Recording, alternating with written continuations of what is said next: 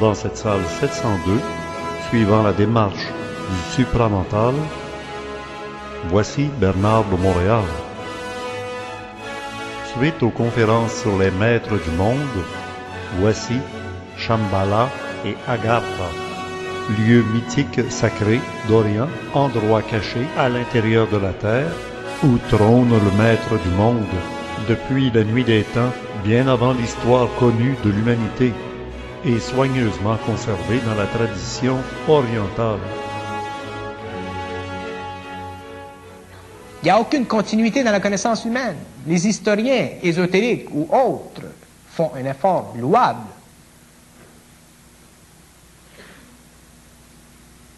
Quels sont les êtres qui peuvent regarder l'Atlantide et suivre l'évolution de l'Atlantide et dire c'est comme ça que ça s'est passé, c'est comme ça que ça s'est passé à telle date, l'île a été détruite à tel jour.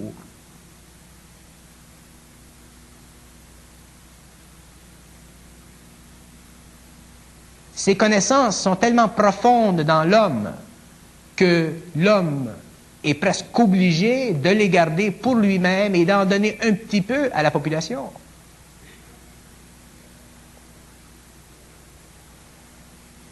C'est louable qu'il y ait des gens, qu'il y ait des Blavatsky qui aient fait un travail, qu'il y ait des Bailey qui aient fait des travaux. Ça, c'est une chose. Ça, c'est leur chose, c'est leur vie, c'est leur plan de vie, ce sont leurs vibrations. Ces gens-là aussi sont en évolution. Vous prenez ce qu'ils vous donnent, vous regardez ce qu'ils vous donnent, et vous le regardez, pas nécessairement le manger, puisque vous avez en vous votre propre nourriture.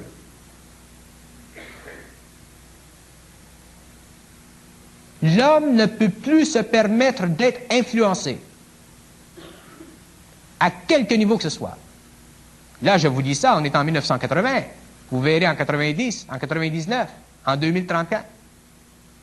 L'homme ne peut plus se permettre d'être influencé.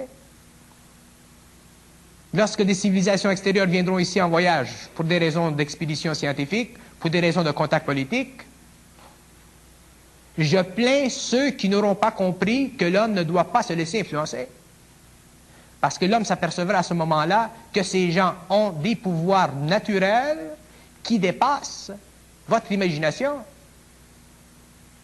Des pouvoirs qui appartenaient dans le passé à ces maîtres du monde ou à ces initiés, mais avec lesquels la conscience moderne n'a aucun contact.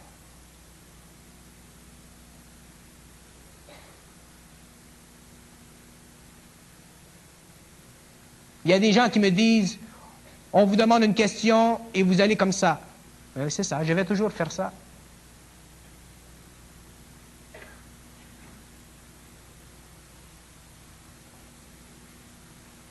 Le but de ce que je fais n'est pas dans le but de faire quelque chose.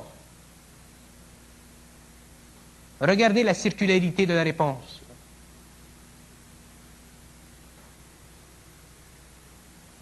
Le but de ce que je fais est dans le but de ne rien faire pour vous.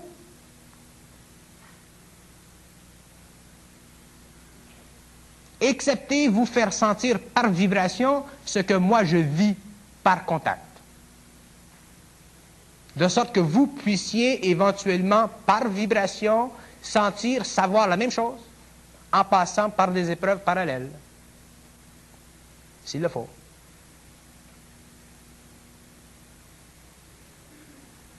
Les gens sont assoiffés d'occultisme et d'ésotérisme, et les maîtres du monde, et la maîtresse des maîtres du monde. Imaginez-vous si quelqu'un, un jour, pouvait écrire un livre sur les maîtresses de la sexualité des maîtres du monde. Ça se vendrait comme ça. C'est normal. L'homme est assoiffé de sensationnalisme. Si quelqu'un, un jour, arrive et trouve d'une façon assez probante le nom de la maîtresse du Christ, là, on va faire toute une histoire. Ça va faire parler des langues. Et ça va faire pleurer des sœurs.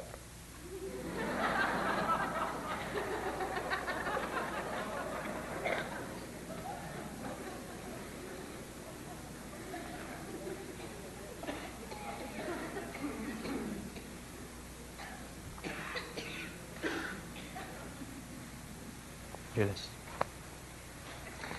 Je m'en allais dans la chambre à coucher. Demander si les maîtres du monde ont conservé sur la planète, les maîtres de l'initiation, des lieux appelés Agartha ou Shambhala. Des lieux qui ne sont pas à la portée des yeux de tout le monde et des lieux qui ne sont pas non plus à la portée des moyens de transport des êtres humains. Il y a des sas, il y a des couloirs, il y a des portes. Agartha et Shambhala, on en entend parler dans l'ésotérisme. Ça fait partie des feuilletons. Alors, il y a l'Agartha et il y a Shambhala. Ce sont des centres d'intelligence. Ce sont des sociétés occultes. Je déteste le terme occulte. Ce sont des sociétés qui évoluent sur un autre plan. Et ces sociétés-là sont très actives. Et ces sociétés-là sont reliées en différents endroits de la planète par ce que les gens appellent des corridors. Ce ne sont pas des corridors physiques, ce sont des corridors éthériques. Il peut y avoir une porte d'entrée quelque part, mais les corridors eux-mêmes sont éthériques, ils sont dans une autre dimension. Et les gens voyagent dans cette dimension. Alors, quelqu'un qui est au Tibet peut aller en Amérique du Sud en passant par ce corridor-là.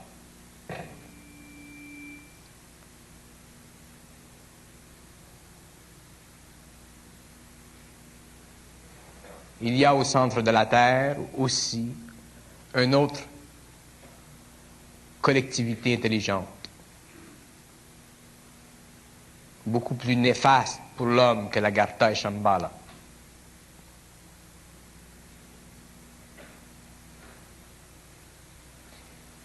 Quand on parle de l'Agartha et de Shambhala ou qu'on parle de ces sociétés intelligentes, les gens s'imaginent que les êtres qui vivent dans ces lieux sont des êtres qui s'occupent de l'évolution de l'homme.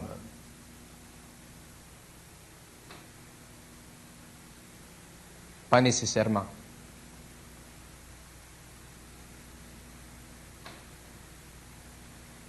Et ce n'est pas d'eux que vous le saurez.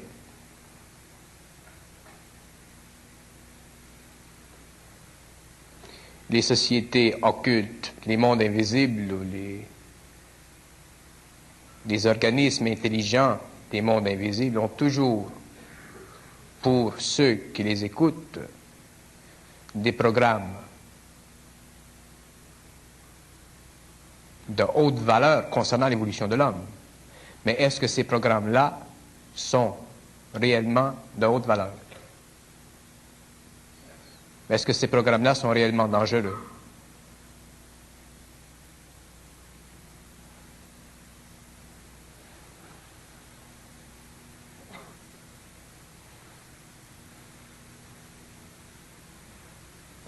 L'homme a vécu pendant des siècles une période qu'un écrivain européen a bien intitulée l'involution.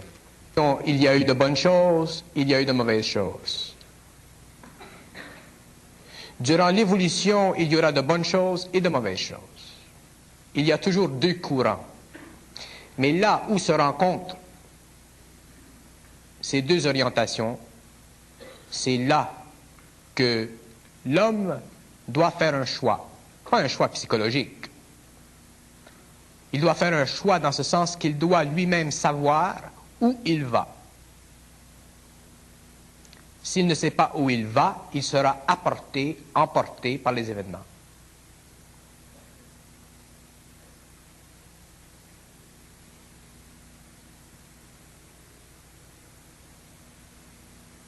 Que les gens s'intéressent à Shambhala ou à Agartha, ça c'est une chose. Que les gens essaient, par le biais des déplacements astraux, d'aller dans ces régions, c'est une autre.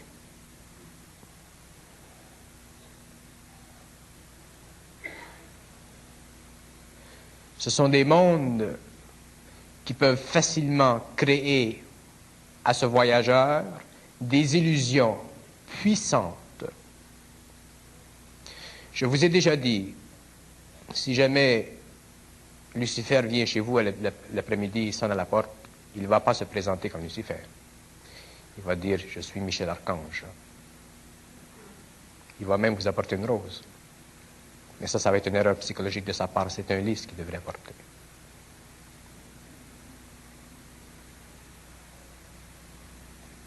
Concernant les mondes de l'Agartha et de Shambhala, c'est la même chose. Il y a deux règnes dans ces mondes. Il y a deux niveaux d'intelligence qui dominent ces mondes.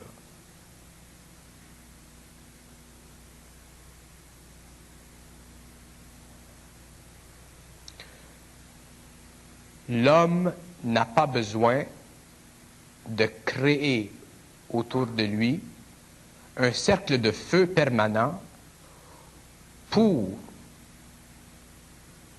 représenter ce qui en lui est la conscience totale.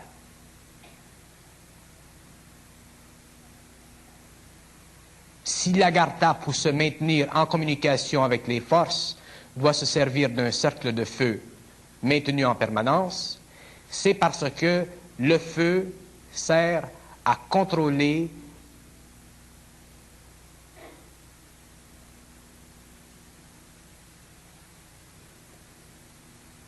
les intelligences avec lesquelles ils ont un rapport. Les intelligences cosmiques, les intelligences parfaites n'ont pas besoin de feu pour être contrôlées. Et ils ne sont pas contrôlables. Si vous pouvez contrôler une intelligence, vous pouvez être assuré que cette intelligence est soit arimanienne ou luciférique. Les intelligences qui sont dans les plans de perfection, dans les plans de lumière, ne se font pas contrôler. Je défie qui que ce soit, à quelque niveau d'évolution occulte, ésotérique qu'il soit, de me prouver le contraire.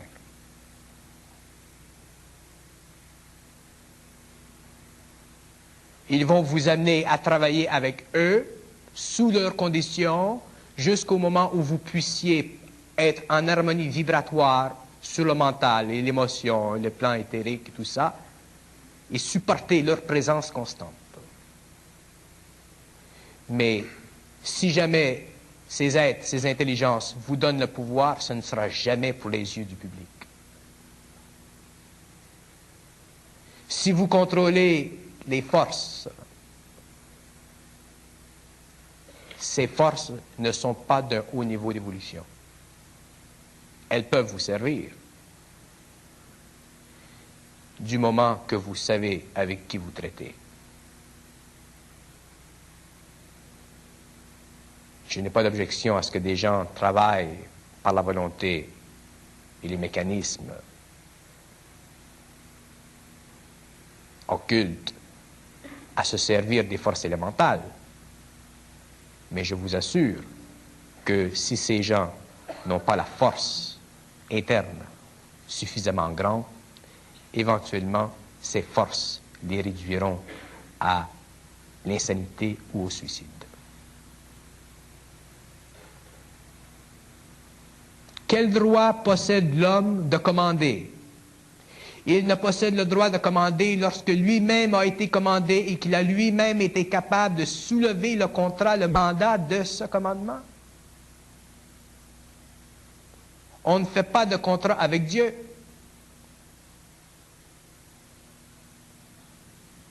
On peut faire un contrat avec d'autres forces, mais on ne fait pas de contrat avec les intelligences parfaites. Ceux qui ne comprennent pas ça verront par leur expérience qu'il y a une raison derrière ce que je dis.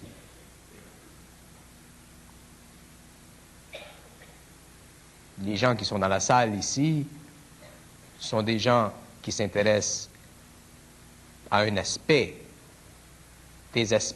un aspect des choses ésotériques. Mais il y a des gens dans le monde qui pratiquent réellement avec très grande volonté et grande assiduité des méthodes pour communiquer, travailler, s'instruire, recevoir d'intelligence dont ils ne connaissent même pas l'origine.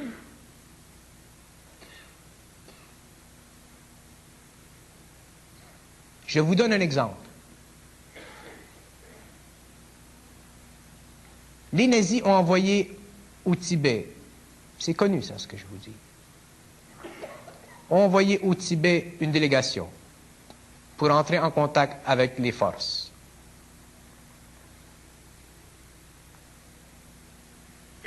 De l'Agartha. Hitler était censé gagner la guerre. Ses forces devaient supporter les activités occultes du mouvement nazi.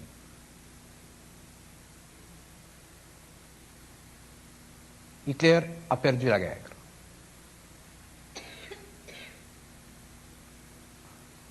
Quand il a perdu la guerre, ou qu'il a su qu'il perdait la guerre, il a créé des conditions en Allemagne pour que se suicident, parce qu'ils n'ont pas voulu tomber dans ses mains, un grand nombre de personnes qui venaient de l'Orient, qui étaient liées à tout ce mécanisme. Alors pourquoi Hitler, qui demande de l'aide des forces occultes, qu'on lui promet de l'aide et qu'éventuellement on le laisse tomber?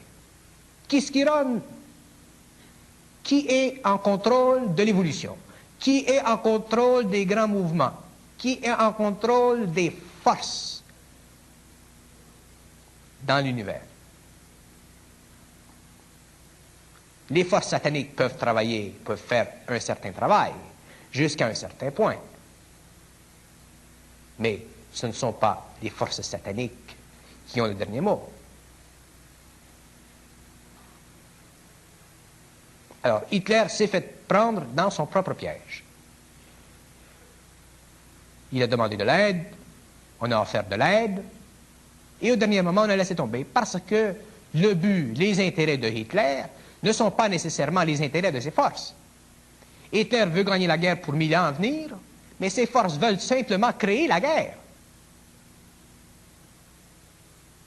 Ils l'ont fait.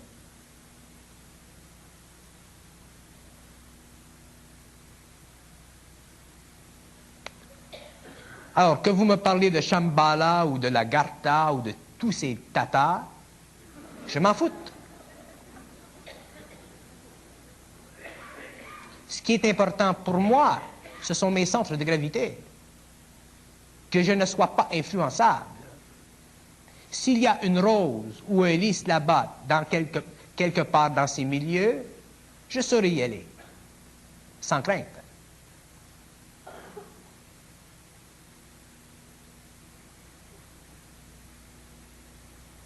Les gens au Québec sont assoiffés de ces choses. C'est bon.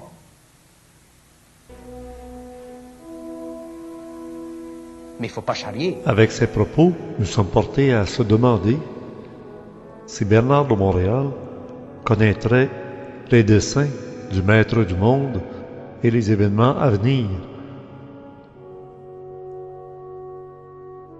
Sachant qu'avant la Deuxième Guerre mondiale aient lieu les Jeux olympiques en Allemagne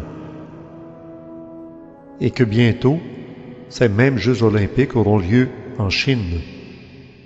Est-ce le présage d'une Troisième Guerre mondiale?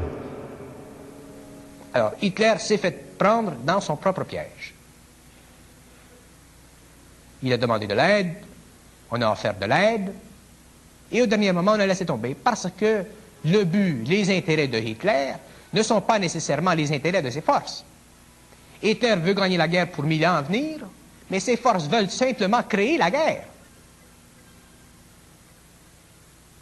Ils l'ont fait.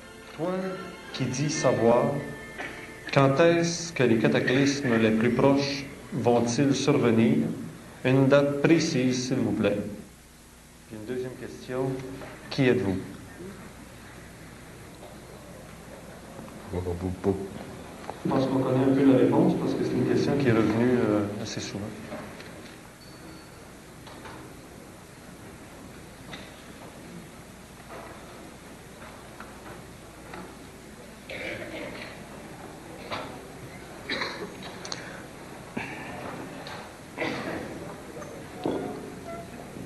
D'abord, je n'ai jamais dit que je sais, j'ai dit il faut savoir.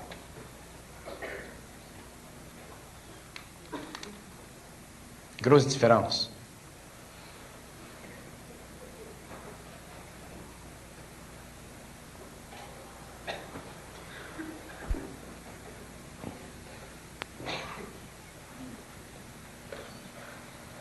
De dire qu'on sait,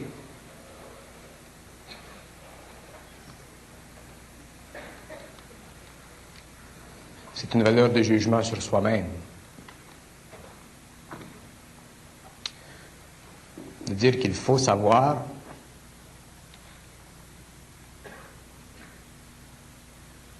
c'est une condition d'existence mentale pour parvenir à la recherche de la réalité, sous toutes ses formes. Concernant les cataclysmes, j'ai aussi mentionné que je ne fais pas de prophétie. Le seul moment où je fais de la prophétie, c'est de personne à personne, mais jamais en public.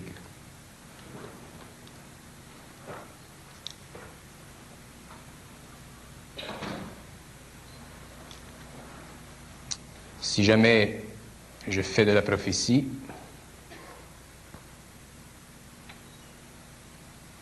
ce sera assez assommant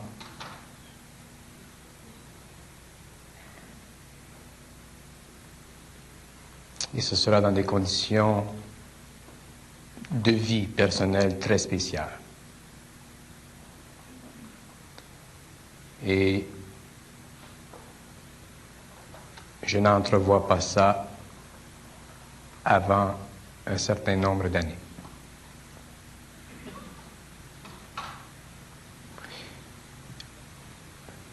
Il y a faire de la prophétie et faire de la prophétie. Être clairvoyant ou être voyant,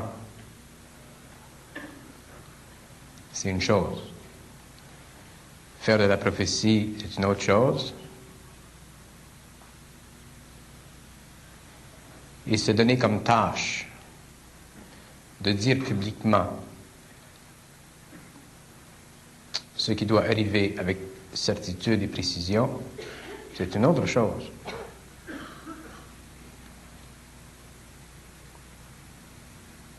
Je connais des conditions personnelles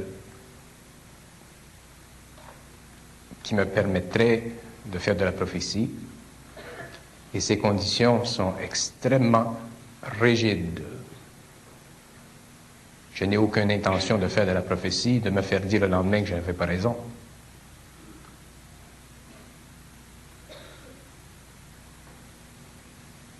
Je n'ai aucune intention d'être une marionnette.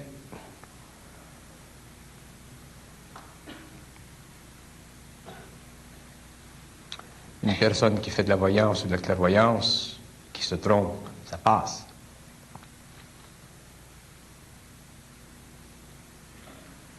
Une personne qui le fait en public sans s'impliquer totalement dans ce qu'elle dit, ça passe. Mais une personne qui le fait comme je le ferai, c'est extrêmement sérieux, c'est très dangereux, parce que la prophétie supramentale, ce n'est pas de la voyance. Ce n'est pas de la clairvoyance. C'est précis. À la seconde. Et ça implique automatiquement un mouvement vibratoire dans la conscience planétaire. Je vous donne un exemple.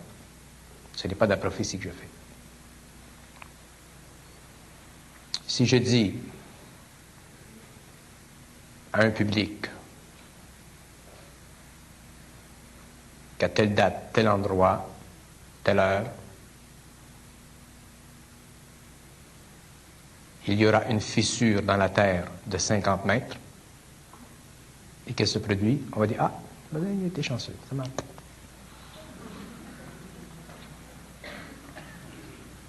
Une autre fois, je dis à la population, tel endroit, il y aura une manifestation d'OVNI à telle heure, tel jour, ça se produit.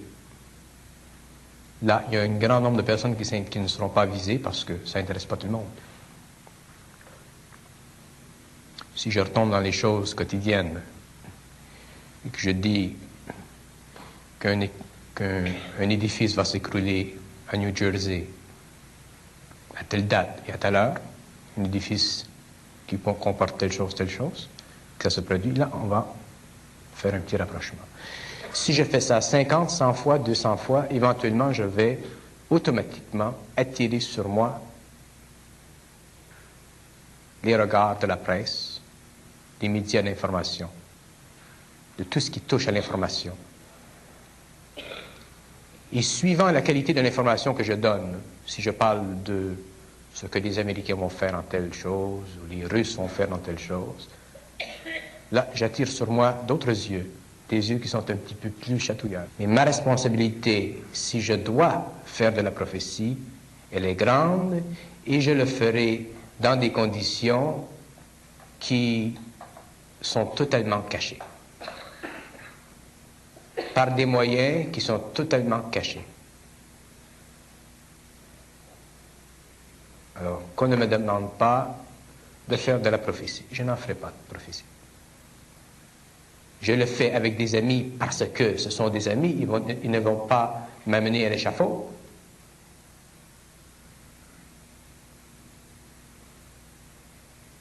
Et c'est beaucoup plus par relaxation que pour intérêt. Lorsque les grands mouvements se feront, les gens seront avisés. Mais me demander de faire de la prophétie, c'est me demander de faire du théâtre.